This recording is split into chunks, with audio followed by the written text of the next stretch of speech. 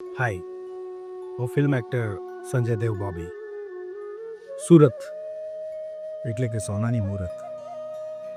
પણ જેમ સૂર્યને પણ ગ્રહણ લાગે છે ને, એમ આજે સુરતને પણ એક ગ્રહણ લાગ્યું છે, અને એ છે હીરાની મંદીનું ગ્રહણ.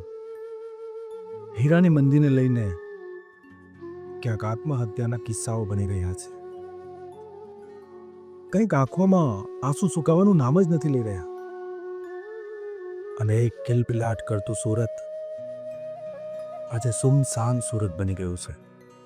તો આ મહામારીના સમયમાં મારી સરકારશ્રી અને આગેવાનશ્રીઓને એક જ નમ્ર અપીલ છે કે કંઈક એવો રસ્તો કાઢો, કંઈક એવો નિર્ણય લો કે આમાં કંઈક રાહત થઈ જાય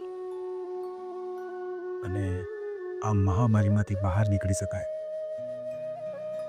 સાહેબ, સુરતની દરેક ખરાબ પરિસ્થિતિમાં, દરેક સમયે રત્ન કલાકાર અને હીરાનો ઉદ્યોગ એની સાથે ઊભો રહ્યો છે. તો આજે એ જ હીરા ઉદ્યોગને ફરી પાછો હસતો રમતો કરવા એક પ્રયાસ કેમ ન થાય? સાહેબ, ખાલી એક હોપ મળશે ને તો બધા આ પરિસ્થિતિમાંથી બહાર નીકળશે, અને આખા વિશ્વમાં ફરી સુરતનું નામ હીરાની જેમ ચમકતું થઈ જશે.